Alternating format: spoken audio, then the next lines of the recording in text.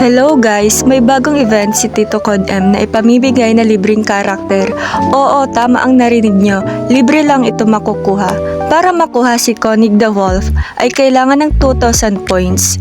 Gawin lang ang mga task sa Arcade Season 1 calendar. Para makakuha ng points, gawin mo lang mag-grind araw-araw sa Throwable Frenzy.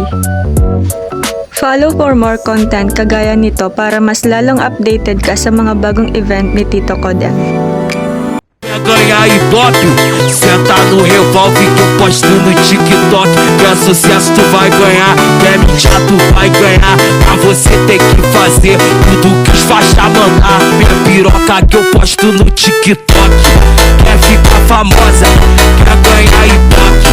Quer ganhar Ibope. Quer ficar famosa, já tu vai ganhar.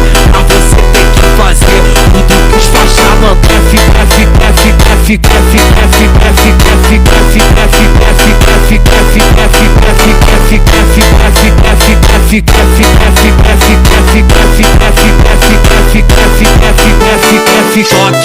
Quer ficar famosa, quer ganhar Ibope.